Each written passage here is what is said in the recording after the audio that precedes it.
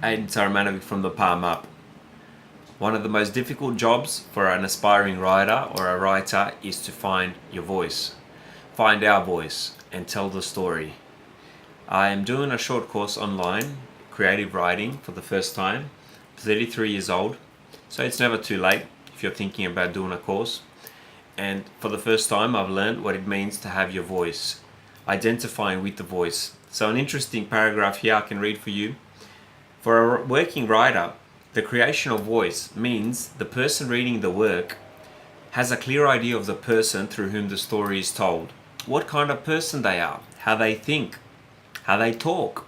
In most fiction writing, that person will not be you. Your job as a writer is to create believable characters. Now, what does that mean? When you pick up a book, what gets our attention? The first page or two. Essentially, that's what gets our attention.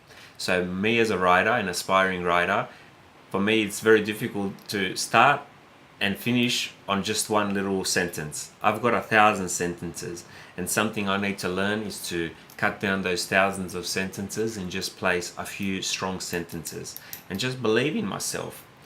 One book I just recently read was Lee Harper's To Kill a Mockingbird. It's part of my short course that I have to read it. So I read it in about 5 days. It's about a white family back in the 1930s. Lee Harper, the author, is telling the story through a girl by the name of Jean Louise Finch, who has a brother called Jeremy Finch and a father called Atticus Finch, who is a prominent lawyer in their little town. And they have a black maid working for them called Calpurnia. It's such an intricate story, a simple story, and from the beginning, from the first word to the last word, she has you hooked. She has you hooked because she's telling the story through third person. Third person is he, she, him, her, his, her. And first person she has a little moment where she goes through first person as well. I, me, my. But once we read each sentence, we get to understand and feel we're sitting inside Jean Louise's head almost. And not almost, we are. And this is what the author's conviction was. This is what the author's job was, to get inside that little girl's head and hear her life story and how she is feeling through every moment. The book is about racism. The book is about 1930s people still being called Negro, nigger, whites against blacks. It's about sacrifice. It's about family love, understanding. It's about maturity. It's about a young girl who doesn't want to conform and become that girl next door and start wearing makeup. She likes to wear boys' clothes. And moments come in the book where she comes in and out, the author, Lee Harper, and she lets us know this. She lets us know that Jean Louise is a tough little girl who likes to go through life without having to bow down and just conform to that normal way of life, how every girl was living back then. It's a great read. It's a great book. I give it 5 book stars.